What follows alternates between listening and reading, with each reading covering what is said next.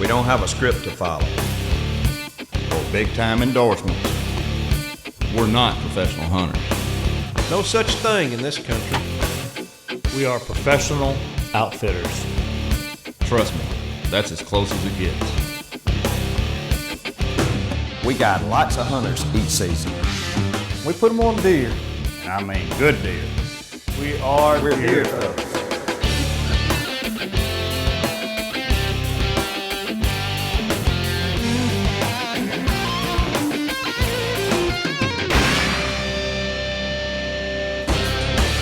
Mossy Oaks Deer Thugs is presented by Walmart. Save money, live better. Walmart. Section 1, question 13. What are the little things that help you close the deal on a mature buck? Actually, there's 3 of them. Fred Law, Enon Plantation. Patience, more patience, and discipline. Okay, I know where he's at. I've run my cameras. I've got the stand hung. I've waited. I gotta have my patience and wait for the wind, wait for the weather. Pick a good weather day. The wind's perfect. I get in there and I get set up. All right, if I don't see him the first couple of hunts, I gotta use more patience, not to just fight off that urge so I don't go further in and bump him out of his core area. When the deer does come out that I'm after, that's when discipline takes over. If he's not in range, if he won't get right, do not take the shot. Don't try to force anything. So just be patient and discipline yourself, and you'll harvest more and better big bucks.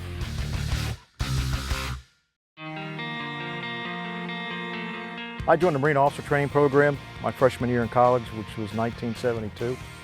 Commissioned in 75 and spent 24 years on active duty after that. I spent most of my time as a Cobra pilot, went all over the world, had 5 overseas tours. When I wasn't flying, I liked to be in a billet that was more ground-oriented. By that, not going to headquarters Marine Corps or Pentagon, so I would serve with infantry units, served as a forward air controller, 2nd Battalion, 8th Marines, went to the basic school as a tactics instructor, air officer, and the company commander. I actually read an article in a magazine in 1993 about disabled vets. And what occurred to me, at the time I was at Quantico, we really didn't have a lot for disabled vets. And I was concerned that some of my buddies who were in bad shape needed an opportunity to hunt. So I started working with the base to develop a fully integrated, all season long deer hunt program for disabled vets. The fun part about and the rewarding part about working with wounded warriors or disabled vets is seeing the joy that you bring them on their road to recovery. To get them outside in a wholesome, free, nature's environment with people that care about them, activities that they like to do, sometimes they've never done before. It helps them on the road to recovery. And if you can make them laugh and make them smile, that's a real success. The reason getting them outside helps them is because they spend so much time inside going through rehabilitation or their therapy. And as soldiers or Marines or whoever, they've probably already spent a lot of time in the outdoors, maybe not under the best circumstances. So to get them out and let them just have fun, smell the fresh air, go fishing, spend time in a tree stand, that's just pure therapy for them. I was at one of the very first shooting summits, and I was talking at the time about disabled veterans and what we were trying to do and trying to get support. And the very first company to stand up and say, we want to get involved was Mossy Oaks. We put together the very first Disabled Hunters TV show, and they've been working with us ever since. A lot of stuff on camera, but a lot of stuff behind the scenes, things that people don't realize that Mossy Oaks is doing to support our wounded and their families. The relationship now is more than just business. They're my friends. I enjoy being with them, and I couldn't do what I'm doing without them.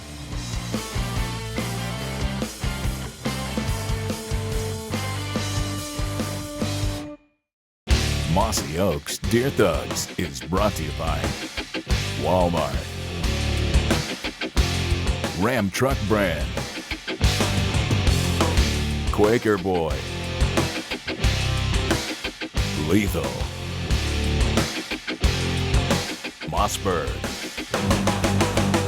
and by precision shooting equipment. Section 1, question 13. What are the little things that help you close the deal on a mature buck? There's no such thing as the little things on closing the deal on a mature buck, in my opinion, because they're all big if you're going to hunt a big mature buck. Justin Akins, Canadian River Hilton. One of my biggest tactics is scout, scout, scout. And I like to scout from a long ways off. I set up pre-season, get up on a high hill in our open country with a spot and scope and binoculars, and find the mature bucks, scout them from as far off as I can so that I don't bother them, don't change their patterns. When I go in there and set up my trail cameras, don't get antsy. Don't go in there and check your trail camera, pull your cards every day, because you're just leaving more scent in there. You're going in there and pressuring him more. Stay out of that area, and once you get your stand set, don't go hunt him until the conditions are perfect and in your favor.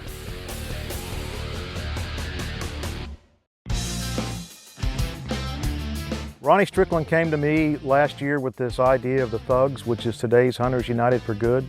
And so the Deer Thugs and Turkey Thugs are going to be supporting the Outdoor Recreational Heritage Fund with TV shows and products. We started the Outdoor Recreational Heritage Fund in 2001. The goal is to raise $10 million, leave that money in a permanent endowment, if you want to call it that, and use the interest off of that to pay for and fund the recreational programs of the Paralyzed Veterans of America. These young 18 and 19-year-olds, as they grow older and become my age, we want to still be there, taking care of them and their families, and this critical therapy for them for years and years to come. The first morning we went out, actually got in a couple of ladder stands. It was extremely cold. I couldn't believe how cold it was in Alabama. Well, it's the first week of January. We're in Bend Creek. For me to be out of Washington, D.C. the first week back to work is just fantastic. They put us in a spot, a lot of hardwoods. It looks like it's a travel corridor. Pretty thick to the right, open to our left. The deer are starting to move. They usually don't move here in the mornings, but we can't afford not to be out here on a day like today. The bucks are starting to chase the does. So there's a pretty good possibility we might just be in the right spot this morning. The wind kind of picked up later on. It was cold as heck, and saw maybe a couple does, and that was it. The deer just didn't move. We just had a little spike go by, so maybe we'll start seeing some more activity here. The wind's picking up, and it's definitely getting colder. At least we've seen something, and there was a doe back behind us too. So I'm having a ball. Life is good.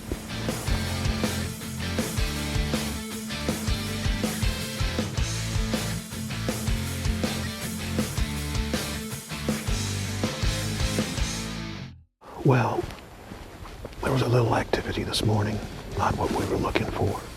Here, there's more deer activity in the afternoons, but, you know, we couldn't afford not to be out here. I mean, come on, we're here, a great place, so you can't get that big buck sitting in a lodge.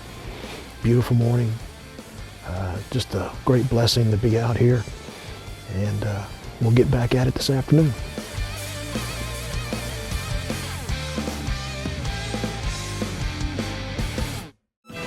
Call Thug with Chris Kirby. If you had to go deer hunting with just one deer call, which one would it be? Well, I can't lie to you. I can't pick just one. I'd take them all. And there's a lot of reasons for that. Every situation, you've got to go in with a plan. You have the broad plan. Once you get in and you're in the finite points of that hunt where you're down to the last hour of the evening, I want to have an option to bleat, grunt, snort, wheeze, rattle. Create an illusion out there. And I can't do that with just one call. So whether it's a bleat call, a grunt call, I can't pick just one because you never know which situation is going to present itself, and I want to be prepared for all of them. I thought I was gonna get you on that one because I can't go to the woods with just one either. I take them all and I use them all at some point or another. I may not use them a lot, but it's nice to know you got it for a backup when, you know, as a last resort if he's going the other way or whatever. But I use them all too. Absolutely. Call Thug, brought to you by Deer Thug Calls, powered by Quaker Boy.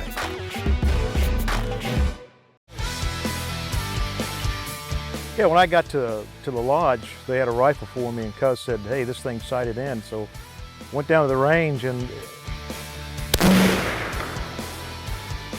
What's it look like, Colonel? you're low. You're low at 5 o'clock. Really? Yep. His idea of a bullseye, I think, was the 4-inch diamond. And I said, no, it's the 1-inch dot is a sighted in rifle. So your definition of a bullseye and mine are a little different. Well, you're a Marine, and I'm not. I prefer shotgun scatter shot. Well, I prefer 20 millimeter off a Cobra, but that doesn't leave a whole lot of meat. We ain't got one of them here. Okay.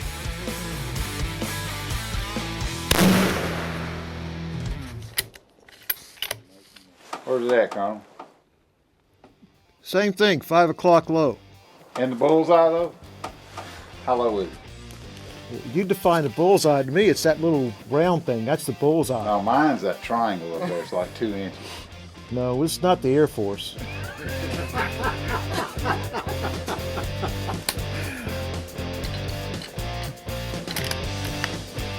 So when you say right on, you mean right on the paper, That's correct. okay? I'm talking the deer's lung area. A very big deer. We're not hunting elephants now.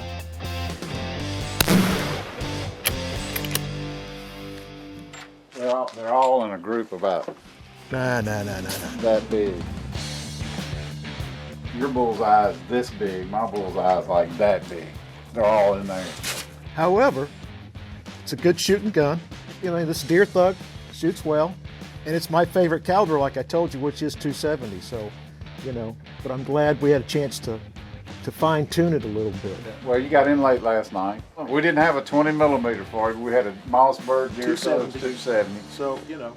So that's as close as we can get. Well, that'll work. All right, that's where the gun started right there, Colonel. And I was like, and you hit the bullseye. He's like, no, that's the bullseye right there.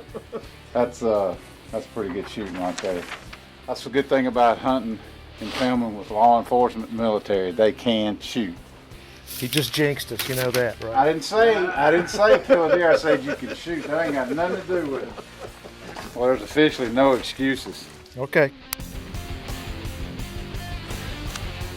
That's tough right there. That's actually 2 bullets right there. Don't mess with the Marines or the Highway Patrol.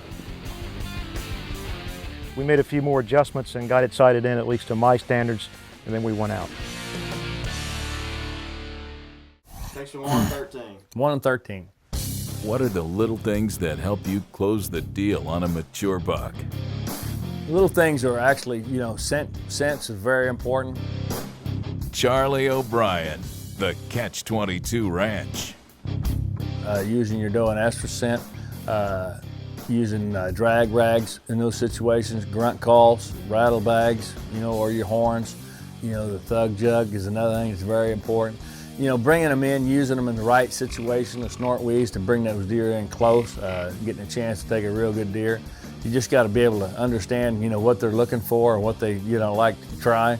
And, you know, the biggest thing is usually putting them all together and making a good game plan and be able to, you know, close the deal when that deer comes in there. Mossy Oaks Deer Thugs is brought to you by Come Here, Deer, Charlie O Products, New Fletch, Scott Archery, Schwacker Broadheads, and by Mossy Oak Brand Camo. Section 1, question 13. What are the little things that help you close the deal on a mature buck? A lot of little things in killing a mature buck. Kevin Burleson, Heart of Texas Bow Hunting. I think first and foremost is the mentality you put into going after a mature buck. Get it in your head to go after one. There's a lot of little things, and that is going to be learned by doing. It's the trial and error stuff that you got to get out there and do the time for. Pay attention to the details. Your scent control. Go over the top with the scent control. Your approach. Never approach a stand when the wind is wrong, and try not to approach the same stand in the same direction 2 times in a row. Persistence. You got to do your time in the woods. You know, you can't expect to go out there and hunt 5 minutes and kill a 160-inch deer. You know, it happens sometimes, but that's about like a lottery. You know, it happens too. Also, patience. When you do have that big buck in front of you, I have so many people that'll have the biggest buck of their life in front of them and screw up because they just hurry the shot, take a bad angle on the deer, not wait for everything to get right. One of the big things, luck.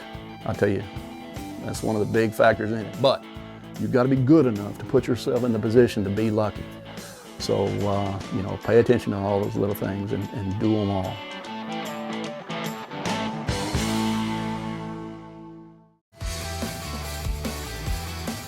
When they dropped us off that afternoon, we both could feel we were just in a honey hole. We walked into the stand, which was in the middle of a big field surrounded by hardwoods and pines. If there ever was a place that screamed deer, this is it. We came in early because we wanted everything just to quiet down, let everything just settle down, and the winds have died down, thank goodness. So we're going to wait it out all afternoon. It's tough because we're actually in the middle of the field, so we have to watch, 360, the tree lines. Looks like the furthest tree line is 250, so this is definitely not a bow stand, but with this Deer Thug rifle, we're good to go. So we're just gonna sit here, let the sun start to go down, and see what walks out. Almost as soon as we got there, we started having deer activity around us. Doe started coming out, saw wild turkeys, and the rest of the afternoon just got better.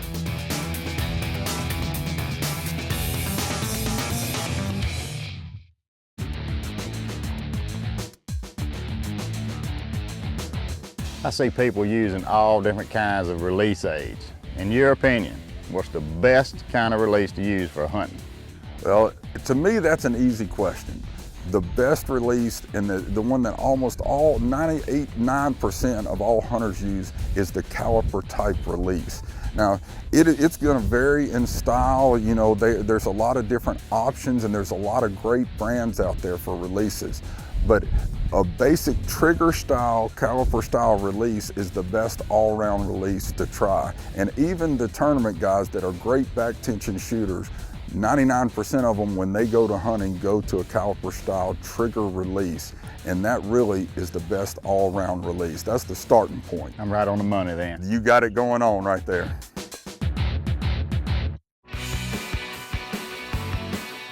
I've known Ronnie Strickland for years. When I first started working with disabled vets and now the wounded heroes, wounded warriors, Mossy Oak was the first outdoor industry company to step up and say they were going to support what we were doing. And now with the Deer and Turkey Thugs, he's coming on board to help us with it's the Paralyzed Veterans of America's Heritage Fund. And it's all sports, whatever they want to do. Of course, we focus on outdoor sports, hunting and fishing. And I'll say this, a lot of these young warriors have never hunted critters before. They've hunted bad guys, but knock on wood, I've never taken one hunting who didn't like it. So we want them and their families to enjoy the great outdoors. It's just therapy, pure and simple. I told Cuz one time, your grandsons will be fighting this war. So we want to be there for the long term and let them get out in God's wonderful creation and just feel good again about life. Section 1. Question 9. Do your people sit still enough while in a tree stand? No. Most people do. My little girl doesn't always sit still enough. Sometimes. Hell no. Does anybody? You gotta move around to see him. Yeah. You see him first. Yeah. It can't be a stick. Never. Rapid Fire is brought to you by Walmart. Save money, live better. Walmart.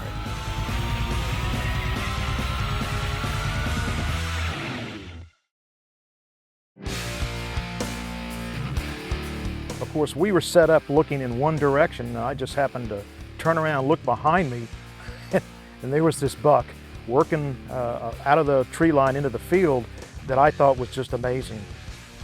Look, he's a shooter. He's a shooter. He's behind us, though. And he had 5 on one side and then one big spike on the other. Unfortunately, everything was facing the opposite direction. I'm gonna have to make some noise. He started making a scrape, started rubbing the branches above him, and for me, the hard part was this was the biggest whitetail buck I'd ever had in my sights.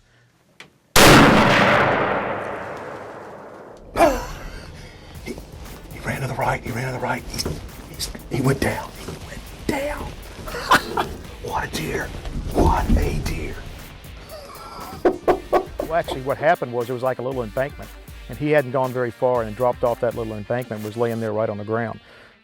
Let me just say, I'm glad I sighted that gunny. Holy cow, good gracious. Boy, that's a big old rifle. It's the biggest whitetail I've ever shot. Golly. Look at that. That's because you always go hunting and dragging for other people and shooting pigs. Congratulations. I appreciate you coming down. You know what I like about it? Them back straps. Let's get him out of here. All right. And with that one big spike on one side, I think I've named it now the bayonet buck. It hits in my office in DC, which kind of gets people's attention.